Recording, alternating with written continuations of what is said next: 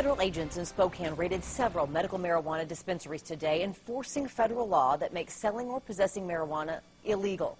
But for some families, that drug is a godsend in treating a variety of diseases. 2-year-old Cash Hyde was diagnosed last year with a stage 4 brain tumor. He nearly died more times than his family can count and was miserable from the high-dose chemo coursing through his tiny body until his dad turned to a controversial place and gave cannabis to his young son. KXLY4's Melissa Luck is here, been working on this story. Yeah, controversial, Robin, is an understatement. Medical marijuana is a political football both here in Washington and in Cashy's home state of Montana.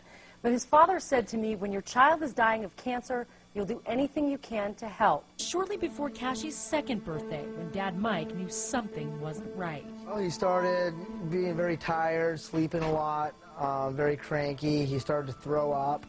We started taking him to the doctor, and the doctor would tell us that he had mono. For 6 weeks, it was the same diagnosis over and over. But Mike refused to accept what doctors were telling him. He knew, like any parent would, that something was terribly wrong. I was like, it feels like he's dying in my arms. We need to take him somewhere else, you know. And so we took him to the ER, and that's when they did a CAT scan on him, and they found a 4.5 centimeter tumor in his brain.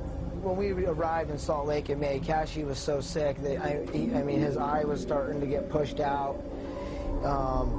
He was sleeping 16 to 18 hours a day. He was vomiting. He was pretty much as sick as, you know, you can get without being, you know, on your deathbed. Doctors cut into Cashy's brain to remove what they could, only about 10% of the tumor.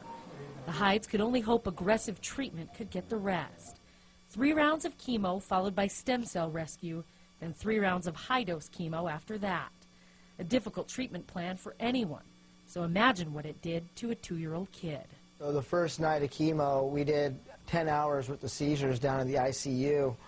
And, you know, the doctors told us then he could have brain damage from these seizures. We don't know where it's going to be in the morning. Just going to have to wait and find out. Cashy spent his second birthday in a hospital bed, swollen and sick from the medication intended to save his life. Doctors were uncertain he would make it to his 3rd birthday. It's overwhelming, I guess, to say the least, and we had a lot of scary things happen in June. He got a blood infection, went into septic shock, went to the ICU, ended up coding, and they had to resuscitate him. I was standing like 2 feet away. I had to watch the whole thing. There was a lot of days we were getting told we weren't going to beat it. You know, you're not going to take him home. He is going to die, and those are the days where you really got to really believe. They believed and they prayed. High-dose chemo was killing his cancer, but it was making Cashy sicker than ever. He was taking 120 milligrams a day of 5 different drugs to try to make him comfortable. But that, Mike said, wasn't helping ease Cashy's pain. That's going to help get the tape off. I'm going to hold this, okay? By the end of September, he had gone 40 days without eating. He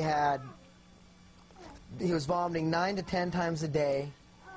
He couldn't lift his head off his pillow. He was literally laying there shivering in his bed. And the doctors came in, and I said, is there anything we can do for Cash? The doctors had no answers, so Mike found his own. Relief in the form of a controversial oil, cannabis, illegal for you and I to possess, and something Cashy's doctors wouldn't even discuss. Mike got authorization to give Cashy the oil, and without telling them why, he told the doctors to wean Cashy off the nausea cocktail. Inserted through Cashy's feeding tube, a tiny amount of oil replaced all those drugs. The result, Mike says, was almost immediate. You're watching a kid that hasn't had the will to eat in 4 months, 5 months, actually take a bite of something. He hadn't eaten a thing in 40 days, and it was really incredible just to watch him take a bite of a piece of cheese, you know. It's showing that he wants to live. There you go. Cashy did his last round of high-dose chemo with no anti-nausea drugs. Mike says the doctors told him they were amazed. Mike never told them why. I wanted to tell him, hey, he's on cannabis oil, but I was afraid they would take it away from him.